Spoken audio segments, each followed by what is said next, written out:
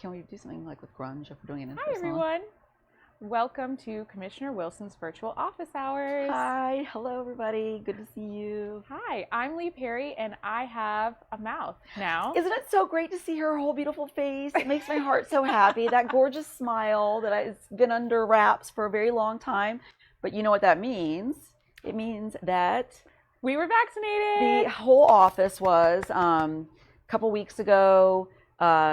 Different vaccines from different sites, which tells you that we sort of sampled out there the different options. And the great news is for the whole public is that those options are going to continue to increase. We had, one of us went to CVS, one did the FEMA site, one did a pop-up site. So we're just to, if you are having questions still and you want some experiences and we can walk you through our experience in the different registration processes, Orange County site, the drive-through site is going to be opening, actually all the sites will be opening on Monday. To 18 and up. Yep. And there's going to be a way that if you have a 16 and up at places that are offering the Pfizer site, that you can, as a parent or guardian, get registered for your minor and take them. So we're gonna be seeing more and more of that, which is just. I feel like it's coming to an end. Oh, it's gosh, coming to an I hope end. so. My anxiety has been at an all-time high over this past year, and I feel like a final little breath of fresh air with this vaccination turnout. Well, we needed hope, and having gotten into a crisis that we hadn't seen before, it's hard to grasp onto where that hope was. And now that we're seeing the vaccine inventory really ramp up, where people all across the board, from all of our started the healthcare providers, and then our emergency services, and then our teachers, and then our police officers, and then we're seeing all of our medically vulnerable. And it's like every time that happens, I can visualize the people that I've known over my lifetime that I was really panicked about this year, and then thinking about them being one step closer to giving me a big hug and getting there. Our numbers right now, and this is something that I got to say to everybody out there, and especially your peer group, the numbers of our diagnosed COVID cases in Orange County right now are within the 35 age range. And so we're still seeing a lot of young people who, because of course we haven't gotten the percentage vaccinated yet that we need to, Right. And then also because there is more social contact a lot of times. Our young teachers are closer together with students, just our young people on college campuses. So all those 18 and ups are going to be eligible, and we just need to see the young people getting as motivated about it as we did here. We were all very, very excited for taking that step. It didn't hurt. I barely had any soreness at all. I felt great the next day. So yeah. I was sore. I know Ann Vollmer, our other aide in the office, she did get some flu-like symptoms the next day. I think she had a little temperature and just a little drowsiness, but then it just went away the following day, whereas her husband didn't have any symptoms whatsoever. I was a little sore, but I think that means your your immune system is cranking up. So I think there definitely seem to be different, just people react differently, and that's really normal. It seems though that every day that goes by, and this is the part that I think is an important takeaway for people who have some hesitancy, every day that goes by when we see another 3,000 in just one county means that there are hundreds of thousands going out across the country and world, which means that we are knowing better and better how safe and effective this is. And people should really get some comfort into that. I think our 65 and up age range right now, we're in like the almost 70% vaccinated range. So our elderly people are now getting into that area that we need to see everybody. Oh, I can't wait. Yeah. I'm gonna see grandmas and grandpas in the club. Yeah, that's it. Getting brunch. Yeah, it sounds like a party. A couple of reminders: the FEMA site at Valencia West will stay open through, I believe, May. We'll continue to update when we hear those pop-up sites. Sometimes they really are just the community that they're popping up in hears about it because they're trying to get kind of a small batch of vaccines out to a community that may not have been able to get to the large FEMA site out in Valencia. That was the one I went through, and I was really, really impressed with the operation there. They did a great job. And I think during the mayor's update, they said they're going to ramp up to 3,000 a day. 3,000 a day from that site. Oh my God, we're going to see changes really fast. I mean, remarkable. It is just remarkable. And I was really emotional because I was really grateful, A, to the scientists and people who really dedicated 24/7 to get us here scientifically, B, to all the healthcare workers that were there helping, provide this care and get this vaccine out, and C, to our service members. It was the 101st Airborne there, so our young service members that were there on a mission, because it is public health is a national security issue. Yep. So it was really an interesting thing to get a chance to talk to them about that. Let me see if I have any other quick updates. Our emergency rental assistance program is still operating. You can get to the links for all these services or any information and a really great question and answer and debunking the myth page from the ocfl.net website. Yep. It will actually has kind of like a little checkbox for who's eligible to get an appointment. It does not yet say 18 and up, but it will the day of the opening of that portal, which will be Monday. That'll go to the 18 and up. Right now it still says 40 and up, but it also has the categories for other eligible members. And once you click that, then it opens all of the potential places that you can get your vaccine in Orange County, not just the Orange County site. So the FEMA site, CVS's that have availability, Publix's that have availability. I understand that the federal government is going to be shipping directly to pharmacies in the coming days and weeks and months. So it's going to look a lot more like your regular vaccine schedules. I hope to see our primary care providers being able to offer this, so that if you have to be there for any other reason, much like your flu shot, you can go ahead and get that done. And I think that's how it's going to look, and that'll get us back to normal. It's so great. It just feels like so much progress is being made so quickly, which is a relief, because I thought that it was going to be a lot worse, the turnout of all that. But we don't even really get any inquiries to the district1@ocfl.net email. If you are stuck on anything, please email us. Yes. But we haven't received any. Yeah, really. And we have a 311 that you can call. The part that has really continued to bug me is the idea that you'd have to have internet capability to get an appointment. The FEMA site doesn't require the appointment. Now, I believe it'll give you on the card when you come back, or at least mine did, when you can come back and get your second vaccine. Yes. But you don't require internet to go and be eligible for that.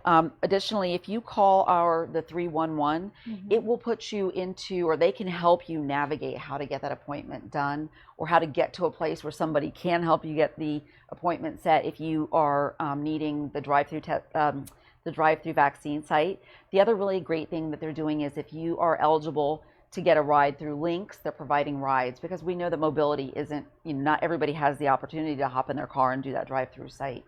So they're making sure that there are people who are eligible, either due to financial circumstances, limited mobility, limited access, that we're providing them a ride. They have to make an appointment for that, but all through the OCFL portal. Yeah, and lastly, in the American Relief Plan, there is some capacity funding for firefighters to be able to expand their capability to go into communities that are less mobile. Let's say like senior homes, where maybe there's like a group home and they don't really have access to bring everybody to a vaccination site. They are slowly going from community to community and doing the vaccination sign-ups that way. And we've been really fortunate. We have a great relationship with Orange County Fire and Rescue. They're the best. We love them so much, if anybody's listening. And so if you know of a community like that, and there's some concern, if you feel like this is an isolated community, or if there's a pocket of people that are not getting the type of access that we're going to need to see, please reach out to us so that we can reach out to Orange County Fire and Rescue about that community. Oh, 100%. So, quick update, it was Trans Visibility Day recently. 31st, March 31st, yes. And I'm really, really excited to see you actually stand in solidarity and actually want to speak out on some of the issues. So I was so excited. I drove by the city's flagpole and saw the trans flag. It was Trans Visibility Day. there need to be what that visibility idea is, that our transgender and non-binary friends, neighbors, coworkers, colleagues, the people we love, the people we know, the people we don't love and know, but that are humans that we live around, that we want to care for, that they have been in hiding, in many instances, in fear, the subject of persecution and violence for a really long time. And visibility is a huge part of making sure that they aren't living in fear, and making sure that we are calling out the persecutors, and making sure that that they are heard, that we love them and we know they're here, we hear them.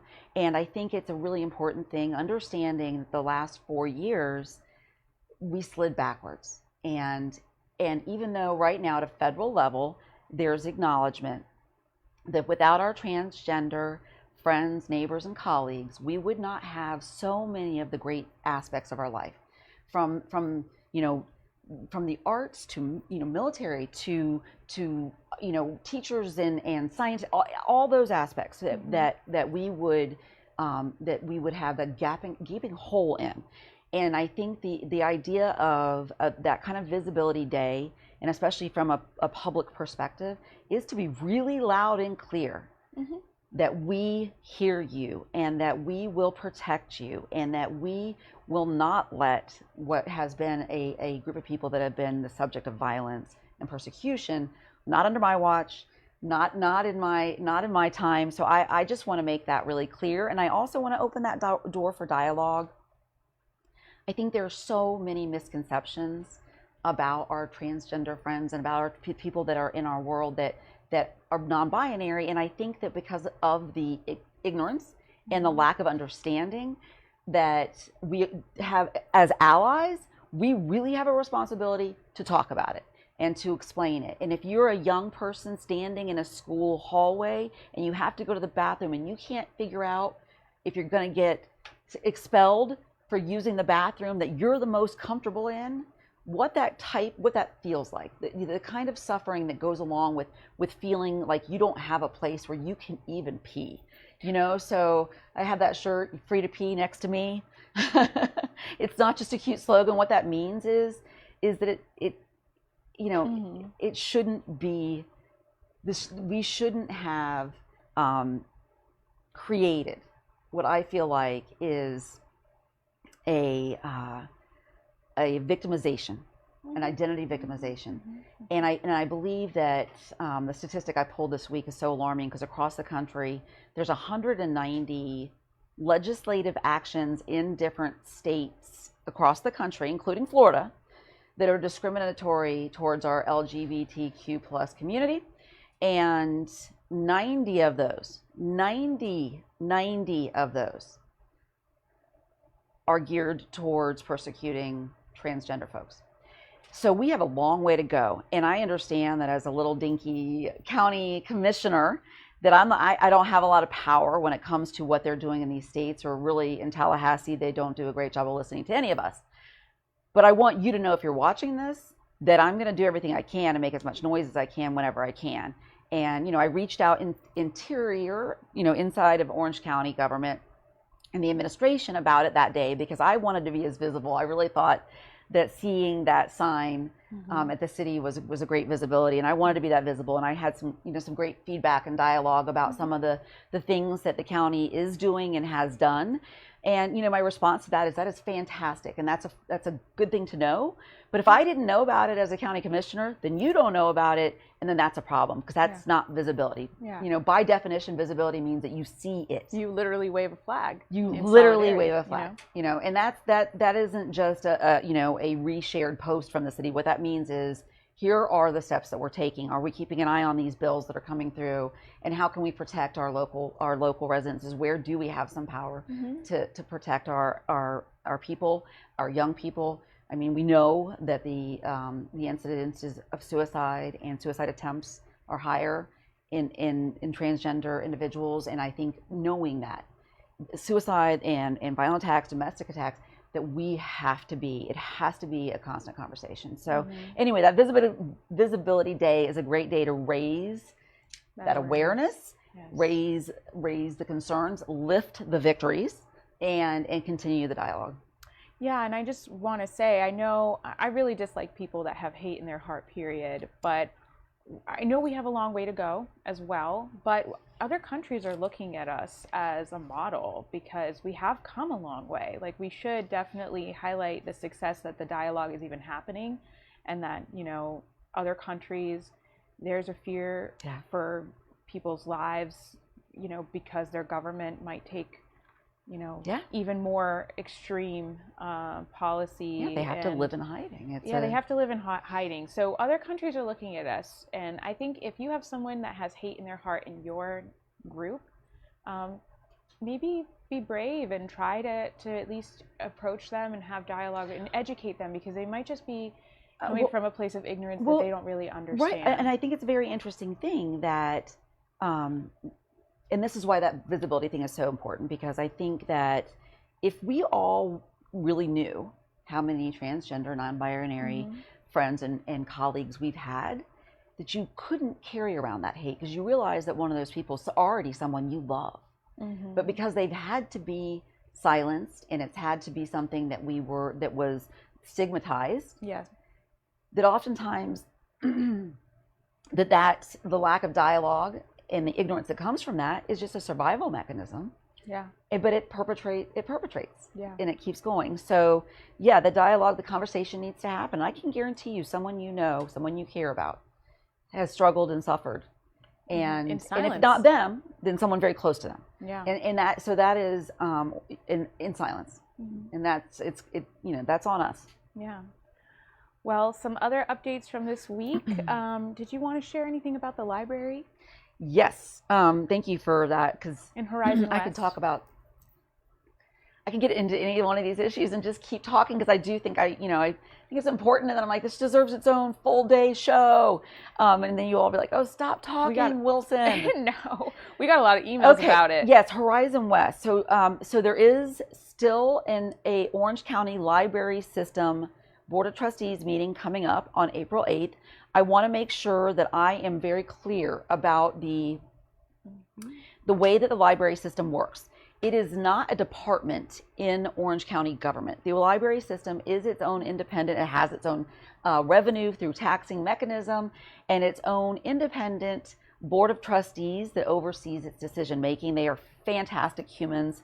I have so much respect for the time and energy they've put in to the important mission of the library. And for people who think the library is antiquated because who reads a book anymore? Well, for starters, it's so much more than that. It's actually a place where you can go to get decent Wi-Fi. It's a place they have programs that I never even knew. Huge different offerings and options where they bring things to you. You can get books delivered, returned and delivered in the mail, all the time. Walking garden tours where books Events are for like you. posted. That's and you right. can go and read. Senior it's so outreach. Beautiful. There's so many things. So I really want to lift up the Orange County Library Systems, and their job is not easy, because like so many of the things that we see that do cost money to operate, they're doing with as much as they can with what they've got. And so I really want to make sure that I'm clear with everybody that they have their own revenue source that they work with. And when they work on their budget, they have to prioritize things in a very specific way. And then there's a procedure for getting large capital improvements taken care of. There is a plan in place to bring branches in and build and supply, because it's not just the building. And they studied the various growing communities in Orange County. Of course, Horizon West in District 1 is the fastest growing community in Orange County, likely one of the fastest in the country. I hear varying degrees of where they rank. And when the Orange County Library System Board of Trustees looked at all the numbers and did the comparisons of other growing areas, it was clear to them that there was a need. So then they started researching potential areas where they could do this. There were several property locations that they thought might be viable. One of those happened to be a shared piece of property between the county, so that's the county, Orange County, and the city of Orlando. There were conversations early on about what the value and cost would be, and the due diligence involved in any land transaction, and those started to take place. This has gone on for a couple of years now. the Board of Trustees then reaffirmed the vote several months ago to go forward with the Horizon West branch, because really their population projections were exceeded. So the population even went past what they were projecting, and the need is still there. There's nothing else out there. They're really waiting for some of these infrastructure type services, government type things to fortify. There's still schools that are being built where the students are waiting for a relief school. So the timing of this is all really, really important to us. It's really important to me. It's really important to the residents of Horizon West. So I've been trying to make sure that I'm staying up to date. We were in a meeting where another growing area in Orlando, in the city of Orlando, sort of put out there that the priority needed to be changed, that area of Orlando needed to take priority. The libraries can't be built at the same time. That the budget doesn't allow for that. They have to be done one and then the next. And the Board of Trustees was clear in saying that, well, this was determined because we had the property located, the need is there. It's all data driven. And lo and behold, the city of Orlando then apparently, what was supposed to have been a pretty smooth land transaction, because it was between two government entities and the library board, started to purposely delay and stall in an attempt to negotiate the other growing areas, library going first in that order. So that is sort of where I sounded the alert with the community and wanted to make sure that I was not just talking about it casually, like, hey, this is coming, but hey, I'm not sure if this is coming now, because they are what looks like using different tactics to stall and delay. There needed to be an environmental study done on the property site at Horizons West. And if that didn't start by a certain day, it was going to be delayed for a year. So 20 emails later, they did start that environmental study.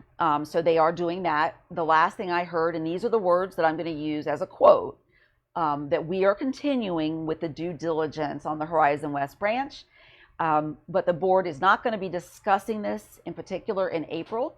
I encourage Horizon West residents who are listening, and I'm going to continue to do this in postings and in separate conversations, to go ahead and make public comment. They will still take public comment, and it's still relevant, because this is a project in the works, which means that even though it's not an agenda item, you may still comment as a public member. I've been given no assurance that this is a solidly resolved issue. I feel, and this is just me being really honest, because I am really honest, and I'm probably going to get some backlash from this. I feel like I'm not getting the whole story. I believe that the real estate division of the city of Orlando is probably operating under leadership that's telling them, let's stall this. Let's wait and see if we can find some property on this other side of town that we can put up. There's a private landowner over there that also has a vested interest in selling their property to the library system. So there's a lot of parts in play. We just have to stay focused on the fact that the Orange County library system made this determination for Horizon West based on data and based on budget and based on what was a very reasonable land use deal. And if the city of Orlando is trying to default on that, or trying to somehow negotiate away Orange County's interest and the public's interest, I'm going to be really loud about it, and I'm going to continue to be really loud about it. So just know I'm staying in touch. Make those public comments on April 8th, and I will also be there for that, just to support the Orange County Library System. Your letters and emails should go directly to the director and CEO, CFO of the Orange County Library System, and to that board of trustees. Be civil, be encouraging. They are all just trying to do the right thing, and they're being pressured. If you want to send a nasty gram to anyone, go for the City of Orlando. Tell them Nicole Wilson sent you. They've yet to reach out to me. I tried to get in touch with the commissioner that actually spoke at the last library meeting in a strange attempt to try to negotiate on behalf of the county. And I want to clarify that no one's negotiating for us. and that they don't have a right to negotiate for Orange County now because it's a shared property. Yeah. They do have a legal property right there. So if they want to stall and delay after having agreed to it all these like months later, 3 times, all these months later, confirmed votes. they have a legal right to do that. But man, is it lousy, and it stinks to high heaven of manipulation. Yeah. And it stinks to high heaven of something that's what I feel like is contradictory to what an oversight or board of trustees is. The whole point of that is to have an independent body deciding where budget should be allocated. So I'm going to continue to raise that issue and call it out for what it is. If the motivation is truly to get that branch over there, then Tavistock should go ahead and donate a piece of property. That's not what they're doing. The going rate on a Tavistock piece of property that they're trying to sell with tax dollars is $1 million per acre. $1 million per acre. So just that's my position, and we will definitely stay in touch about this. Yeah, they're saying that that's cheap for right now. It will be more expensive later. So that's like the reasoning is we should get in there while the price is. That's not my problem. It's like my problem is that there was a decision made to go forward with the branch in Horizon West. That there was some viable property that wasn't in that kind of crazy price range. So that. Short of somebody really, really doing something horrible to derail this, which is what it will be at this point, they will have derailed this. This isn't. We're not in negotiations anymore. This was a plan. Yes, and just to be very, very clear, the last 2 virtual office hours, we said April 8th they will be discussing this. We just got notification that they will not be bringing this up because there's further information that they need to gather before they do make it an agenda item on the Board of Trustees meeting. But still, please make your voice heard. Yes, your public comment is still every single meeting that is taken by a public body, right? So either an oversight board that has something to do with our tax structure or is part of a legislative mandate, they're always going to have to operate in the sunshine, which means it'll be agended and there'll be minutes. We can always go back, and I have done it several times, and pulled minutes to see how these meetings have gone. It's completely clear that this was a determination that was already made. We were told at some point that the April 8th meeting would be where they would discuss this. And I said, are they going to go to rescind the vote? Because at this point, they would have to rescind the Horizon West vote. I said, there is a petition actually going around in Horizon West because citizens feel very strongly about this. And then poof, it goes off the agenda. So we'll stay in touch. I continue to be as aggressive as I need to be in finding information and getting it out to you, and then as diplomatic as I need to be to figure out how we make sure that what the library system needs in our support and it happens. Yes. So if you have any questions, email district1@ocfl.net. Now, yesterday was actually really great because every month now I'm trying to plan like a District 1 tour because I'm not from District 1. You're in love with District 1. And my home. I would, every time we're trying to look at a map, my eyes go cross-eyed because it is a big district and there's so many moving parts, but I deal with constituents. So you took me out into the community to see where some of these major constituent concerns are actually located. So, and Lee is the person, when you call the office or you email, she's really that first point of contact, and thank God, because she is not just kind and brilliant, but she's also really well organized and has a really great idea of the organizational structure. But you can do that, and it's even more, I think, helpful if you can also visualize where that is on the map and what it looks like. And even though I am from District 1 and I lived out there, all these years, and all 3 of my kids were raised out there, I still am learning things every day. So yes, we did our field trip yesterday and spent the entire day from sun up to sundown, in District 1 out and with our constituents, some cases that we know of going on out there. So it was like putting some pieces together and names and faces together and pieces of property, being able to actually visualize what was going on out there. It was a good day. Yes, so several times you've heard us bring up the homeless camps that were kind of abruptly pushed out, and trying to get to the bottom of why that's happening and what services there are. And so we actually set up a tour of Matthew's Hope with Pastor Scott. Yeah, so it's such a, it's a really hard thing, especially, okay, so I think that we have all acknowledged that there is a housing crisis, a homelessness crisis. I am concerned and pretty sure things are going to get worse before they get better. And not because I don't think that there's not a way to solve it. I just think we have to get there.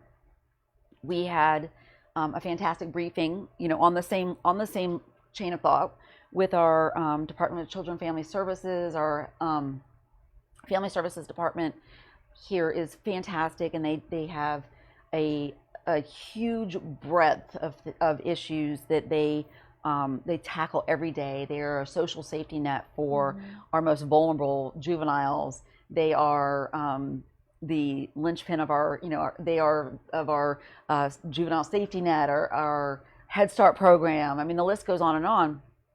And understanding a little bit also about the way that the county has historically approached homelessness, or our individuals that are suffering with mental health crisis, with substance abuse crisis, with transitional housing, all of those issues. It is so much more complex than I think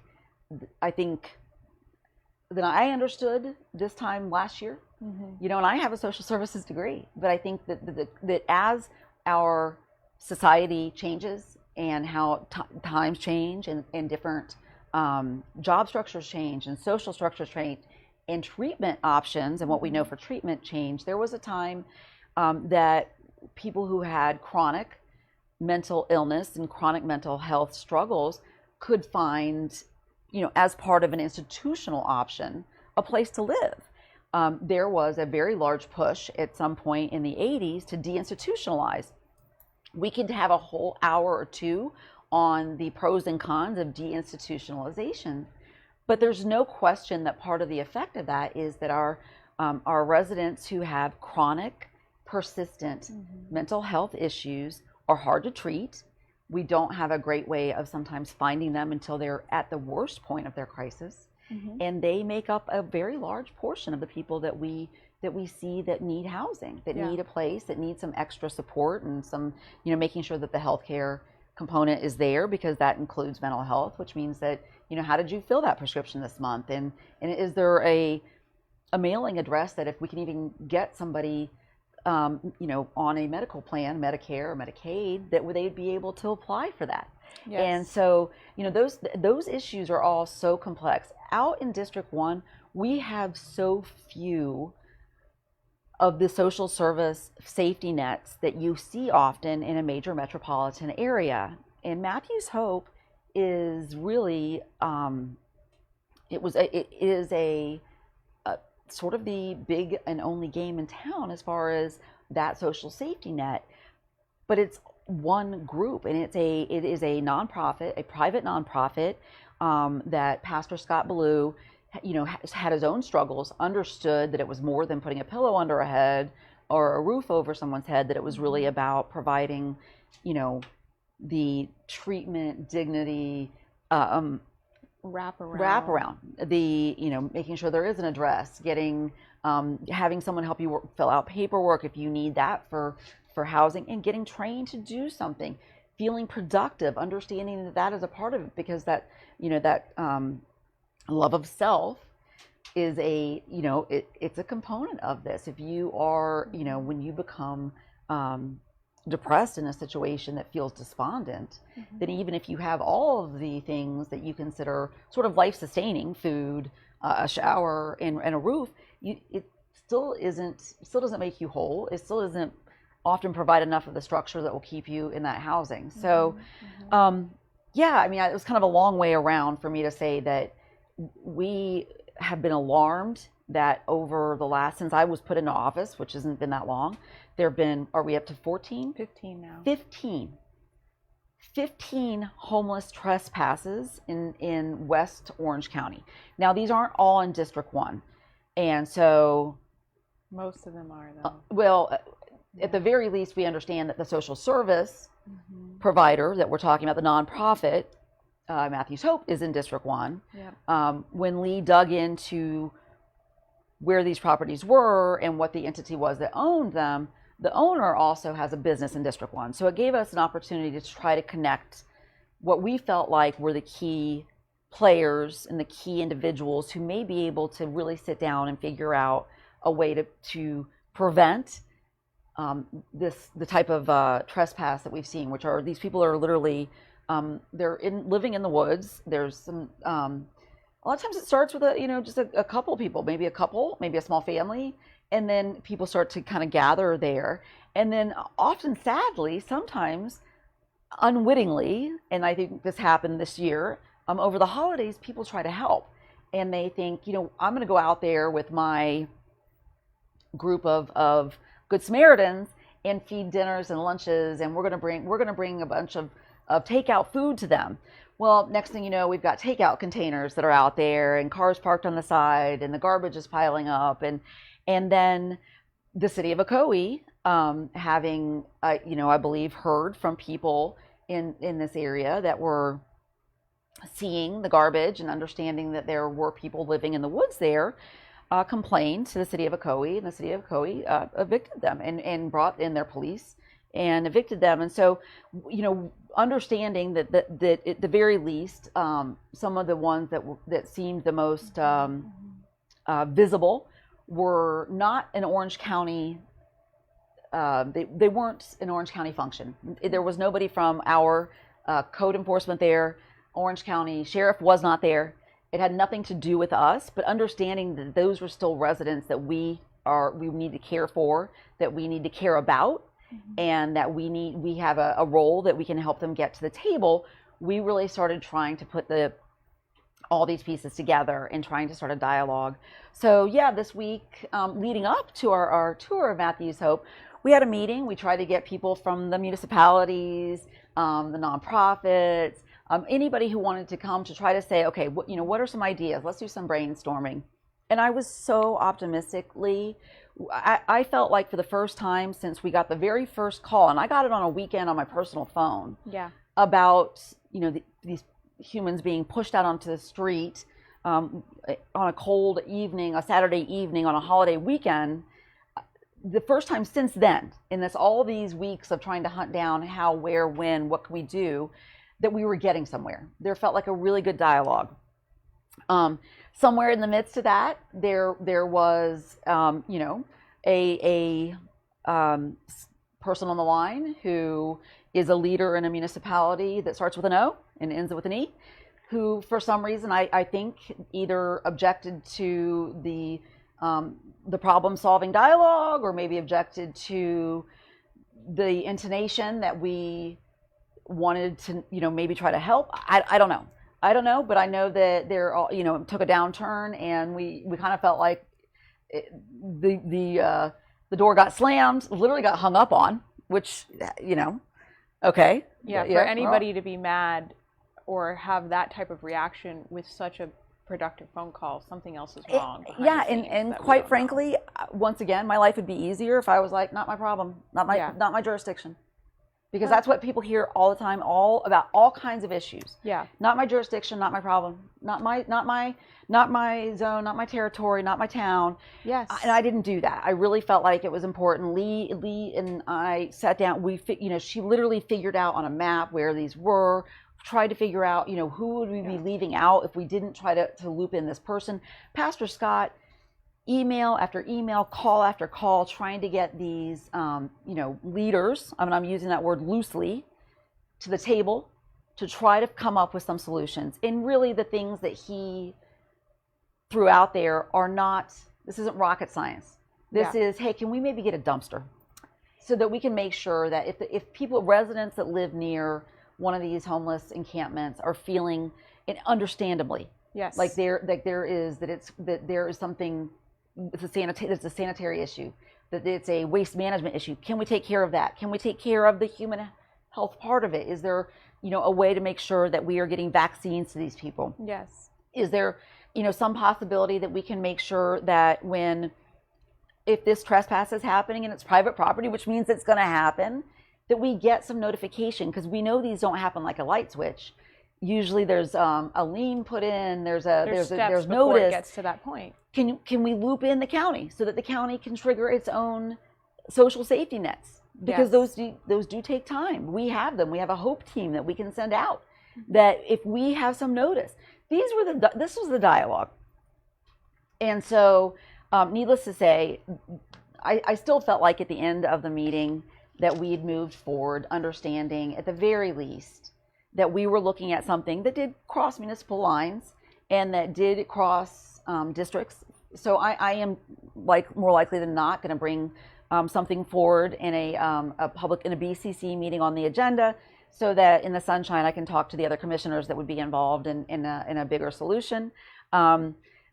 One of the other municipalities is actively also going to make sure that their board is looking at options on an agenda item, and then we're going to round back, and Pastor Scott and Matthew's Hope really have some very concrete ideas about wraparound services, some training programs, some additional programs, because this doesn't, once again, this is just about shelter, right? This is about making sure that if there's some job training, that it's not too far away from the jobs, that if there's a job interview to be had, that someone's watching the kids. And so those are the things that Pastor Scott and Matthew's Hope that they have, as part of their program, that we were able to talk about and learn more about, and meet some of the intake staff, and meet some of the counselors there, and meet some of the people that do the woodworking. That blow you away? It's so important. And I think, so the county has a lot of resources. For those of you who are like me, that I was just like seeing these problems in the community and being like, what is going on? Why am I seeing more and more people living behind dumpsters, living behind plazas? I just didn't understand why I wasn't seeing more effort to help, right? Now I understand the county's process versus some of these nonprofit entities and how they all work together and what different demographics they help and how. But the county, they're usually getting calls from hospitals, from the police department, from when the situation has already crossed a certain threshold for each individual, where they're either being admitted to the hospital or being taken to jail for whatever reason.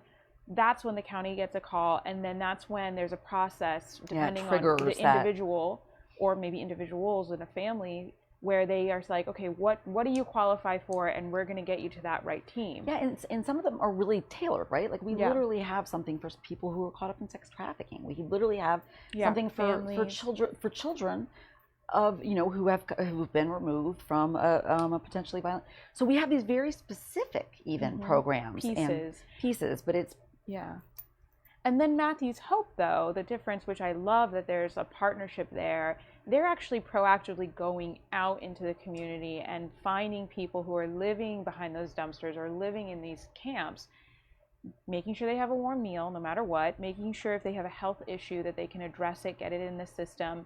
They even have like a point system, so that if you want to come and get your bike fixed, or if you want to come and get certain services, you have to basically get into this system where you get drug tested and you get identified, which is great, right? Yes. Because that way, the other thing that's so sad and scary is that some of these people just go missing, or there was a person that was hit by a car. This is going to make me cry. There was a person that was hit by a car out in front of the Aldi on 50 in Winter Garden. People at Matthew's Hope are the ones who knew who she was.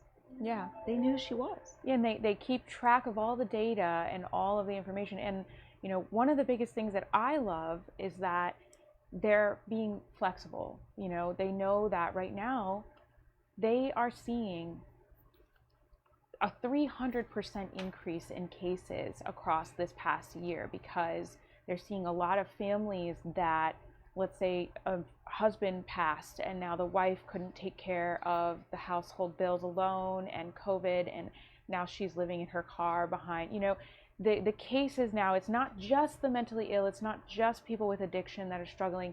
It is now becoming more and more everyday people who can't go to a hotel because hotels are booked. Yeah, our seniors are vets. Our seniors and our vets. It's just, and in 2019 there was an article done where Pastor Scott basically warned everyone that there's going to be a huge boom, because it's not necessarily a housing crisis. It's an affordable housing crisis that we're seeing. Right, because inattainable. Attainable. Because, okay, so to that point, you can have a full-time job and be making a certain amount of money and have no options in the area of that full-time job that will provide housing for whatever the total is that you're making for that month or that year. Yeah. You may be able to attain the housing in that at that price point downtown or on the other side of town. Is that where your job is? What is our transportation options to get you from here to there?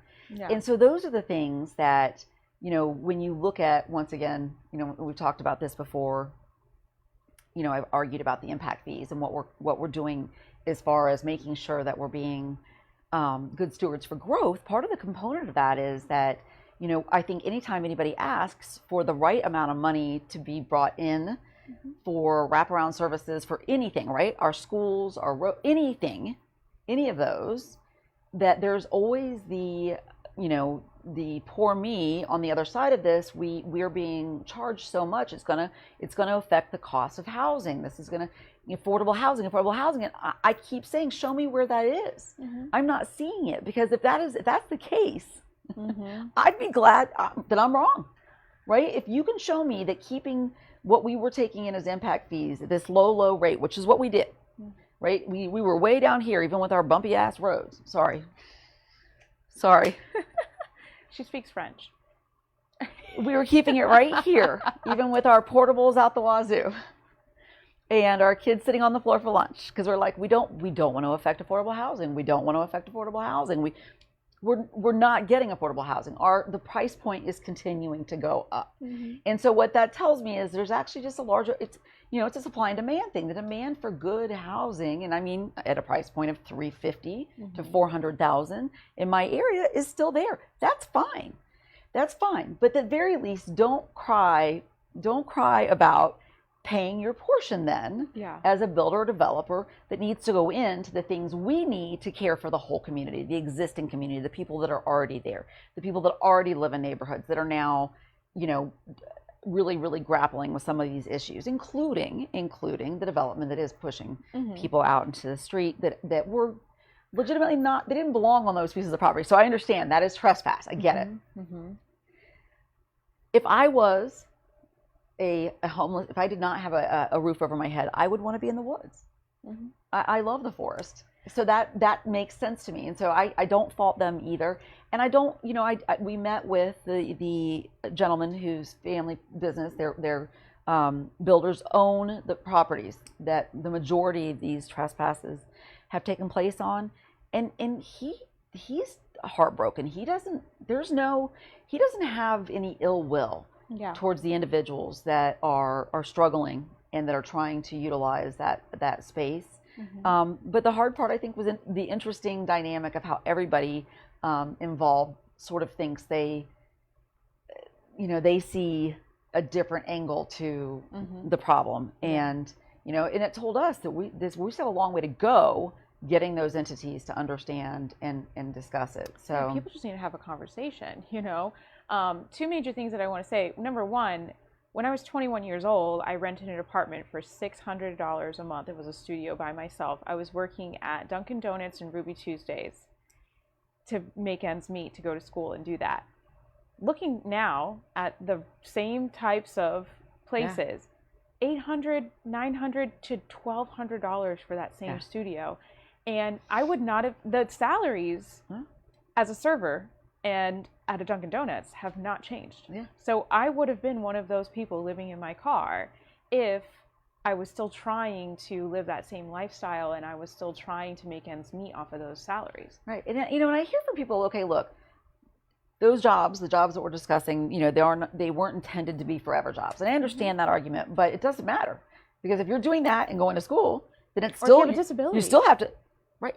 You still have to, I mean, to hear that, I'm like, so what are you assuming, that everybody has a parent that can take them in for that transitional time of their lives? It would make sense when if you're the an salaries adult, were going up, but right, there's just there's a really big disconnect when people are like, well, those kind of lower end, fast food jobs or whatever, they're not intended to be lifetime jobs. But I'm like, even if they're not lifetime jobs, where are you going to live in the part of your life that they are?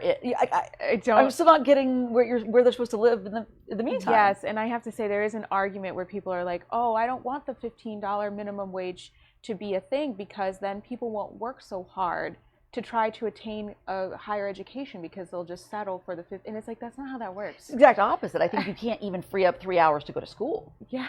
Right? Like you can't even, what was able, a one job, type thing is now a 2-job type thing because you're trying to fill that gap. Yes. So that you can pay your rent. And I think, yours was what, 600? Is that what you said? Yeah. 400. Yeah. So 400, it's crazy. And the last point I wanted to make about Matthew's Hope, one major thing that stuck out to me on that tour is that he spends $20,000 a year sorting through people's trash that they donate. Now, for those of you that want to do good and donate, let's say you're moving, they have broken lamps donated to them. They don't want that. If you can't figure out how to work it, they don't want it. If you can't use it, please don't donate. And especially like food around Now, there may be Thanksgiving. other places out there because there are places that will retool things, different types of thrift stores that will retool things. But Matthew's Hope, very specifically, they are travel size hygiene items. They love those. Ready to open canned goods that are still good. Not yams and cranberry sauce after Thanksgiving, but Once again, I think good rule of thumb is if it doesn't work in your house anymore because it just doesn't work, they can't do anything with it. Like a broken TV, they can't do anything with. If it's something that you wouldn't eat because it's out of date or it's just something that's kind of yucky or weird, they're not going to eat that because a lot of things they give are to go, especially right now during COVID. They do like little meal packs. Yes. And so the best thing they've got are the little pop top canned meats because then you get the protein. Some of those really pre-cooked kind of pop top meals because those you get the little protein and carb and then the pop top like the fruits and vegetables that you can also make sure that you're getting. And it's not ideal. We want to get produce in people, but you know what? Canned produce is something, and it's really the easier they can get into it. And if it's something appealing to you, it's going to be to them. You can eat in a car. That's what he said. And socks, clean, brand new socks and sneakers. It could save a life, honestly. But we want to make sure we have the last bit of time to talk more about the tour. You also went, and this was a heavy day. Let me cap the Matthew's Hope thing by, I would encourage anybody that's curious about it to go take a look because I do think the woodworking part of this, the fact that they have a retail store in the Big Lots Matthew's Hope Chest, and they do the most beautiful work. Gorgeous. And right now with the farmhouse look being as popular as it is like everything in there to me looks like boutique, beautiful. It's stunning. And I love that I spoke with the carpenter who'd been there for a few years. I actually met before when I was there with my kids, who explained to me that it was the most symbolic work because he said a lot of the stuff in here was somebody else's garbage, an old piece of furniture that underneath, the veneer was really a quality piece of wood. And that once someone believed in it and restored it and gave it some of the attention, the time, and had the hope and the faith that it was, and all of a sudden the carpentry work really seemed like the perfect fit for that type of redemption in your life. He is going on to get his bachelor's, this gentleman, and he came from the street there. He's been there, works there now, and he's finishing his bachelor's in graphic design. Yeah. So if you don't think, if those stories for the people who think that it's hopeless are the most important, and the idea of hope is such a critical idea. If you're interested in Matthew's Hope, we'll drop the website in the line here, and anything they have coming up. They have a fundraiser coming up.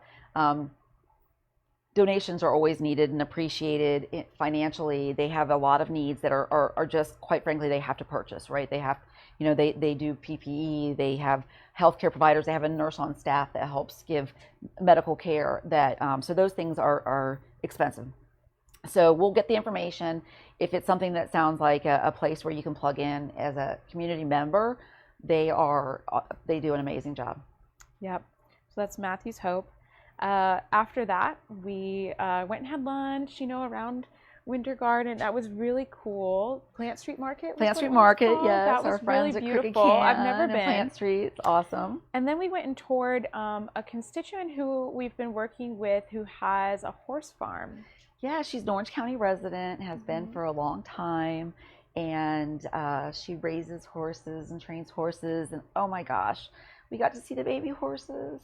We got to see, she also purchased some land behind her and put it into conservation land because she has some really important species that live out there as well. Yeah, she had an understanding about, sadly, she's been a victim of that poor planning that we're seeing all over the county, where what was zoned rural and rural agricultural makes that flip. In particular, the property next to her, which was, for a long, long time, actually a landscape, a Florida native landscape business and individual property holder.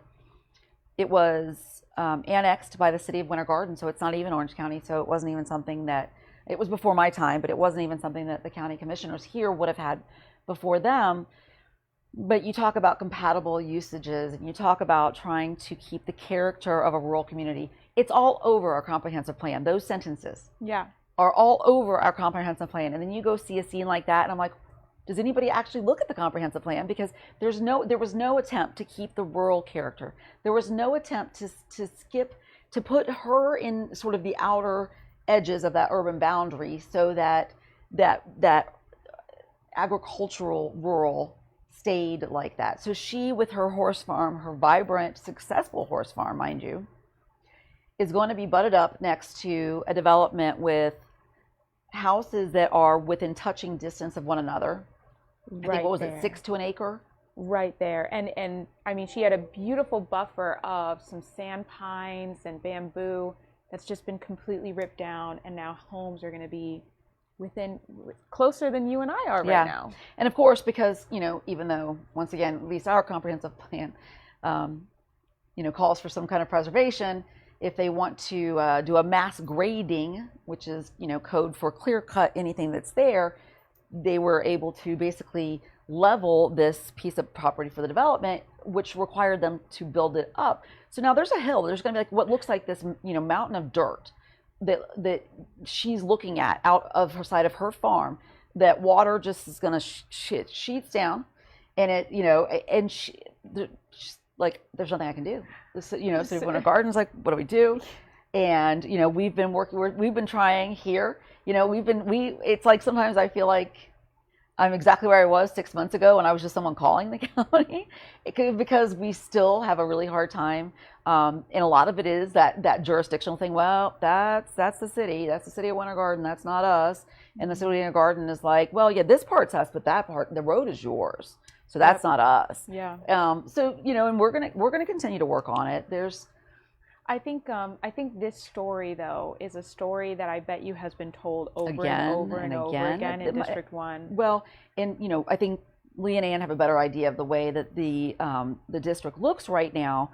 But I'm not sure if you were aware that we were in shouting range of the Avalon rural community, and to the point of the Avalon rural community and their fight right now against that encroachment of the rural character.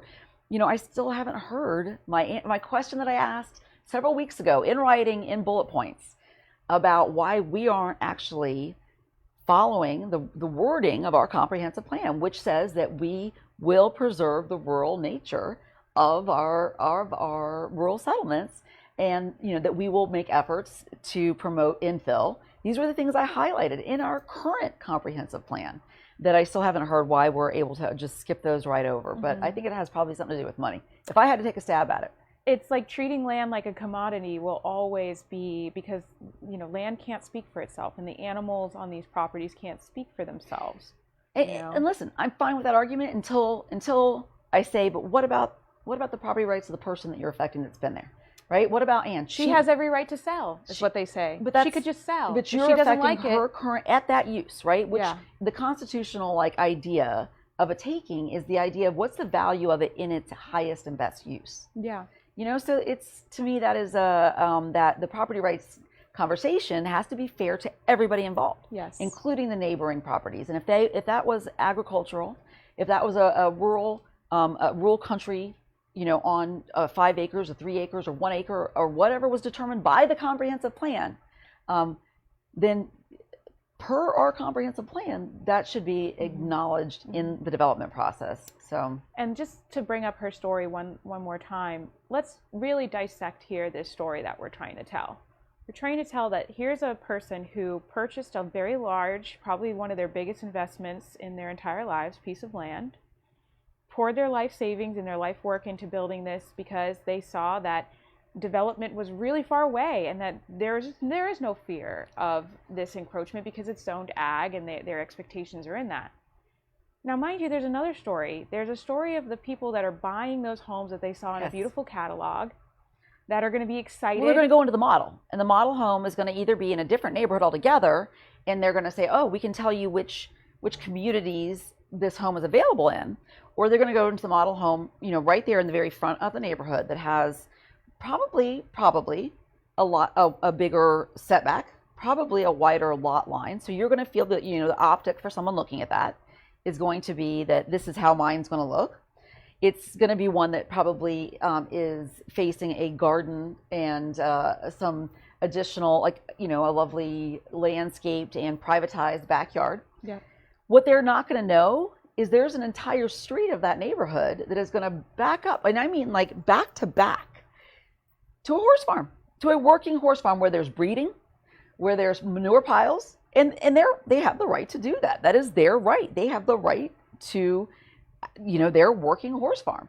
And so it is going to be buyer beware. Whenever you go out, it doesn't matter. Look, there are some of the best real estate agents and brokers in the world. Sometimes these things happen as far as zoning changes or land use issues that they may not know about. So always do your own homework on this. And I say that with all respect to all those people, because it's just a moving target for all of us. But it's your largest purchase. When you go to buy a home, it's going to be your largest purchase. It's emotional. It's sometimes it's in the middle of something else, crisis going on. And I say crisis like as in you're moving your whole family across the country. Mm-hmm. When you go to do that, go to the property appraiser's website. Google put the address in and Google it. Take a look at whatever GIS maps you can find, and then look at what's going on in that area. Try to find out what the municipalities are that are involved. Try to find out what it looks like as far as even the Department of Transportation has a 5-year plan. You can find out what roads they may be working on in the next 5 years, because you know what? They don't have to warn you of that. Yeah. Unfortunately, a lot of times when it becomes, an issue for a homeowner, the developer is long gone. Profit made. Yep, because they're national companies. They're doing their business is a business model. You get the land, you squeeze in as many houses as you can, and then you get out of there because there's another one to move on to. So, and there's nothing in your warranty that says that you're backing up to a manure pile that they have every right to have because they're a horse farm that was there when you got there. That you could literally touch. That you could literally touch. So they're going to be really close to that. It's breeding, which is, they do. Very because loud. That's her business. And yeah, so, buyer beware. And I say that not in a way that I'm not concerned about consumers, because I am. That's why I'm having this conversation with you.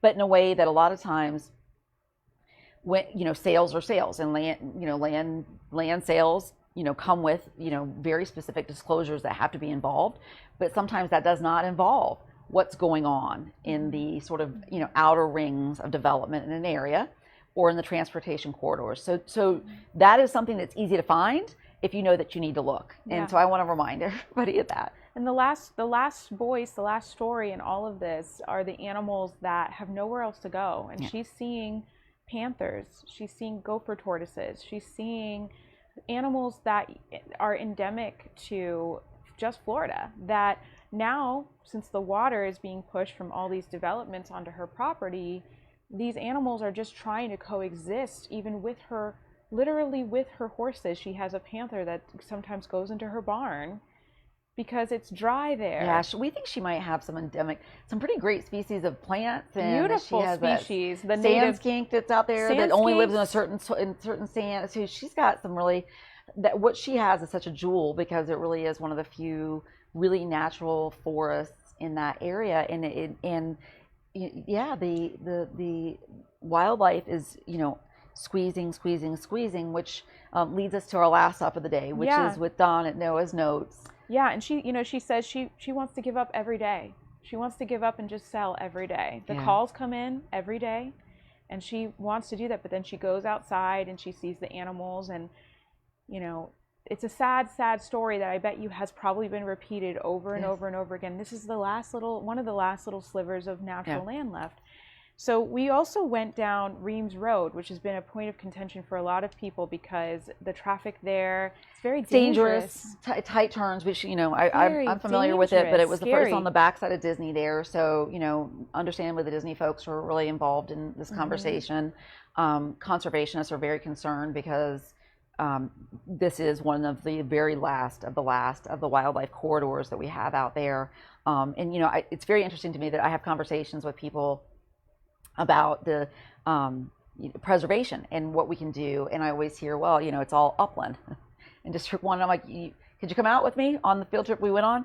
Where, you know, we are definitely seeing all of the above. There's a ton of wet. There's you know, some really beautiful, hard, you know, old forest. I mean, and I think, you know, all of the ecosystems that go along with that. The part that is alarming once we went down to see Don at Noah's Notes and seeing that hairpin turn and that that corridor that really has on one side of it the last of some of that, you know, wild space, natural space, is knowing that the approval for development on that has already gone through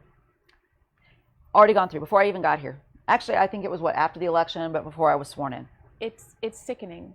Yeah, it's sickening. There's longleaf pines that are so old and so beautiful, and some of the last in this area that are some of the few trees that can actually house sustainably, like osprey and eagles and some of the rare birds of prey that need that tall perch in order to raise their families, and to know that one day that might all be gone. There's a bear, probably many bears, and this saint, Don with Noah's Notes, he rescues animals that are hit on that road, about 2,000 animals a year. It has done a great amount of data collection and reporting so that we all understand what that is, because, and I want to make very clear that in and of itself, seeing that kind of loss of life in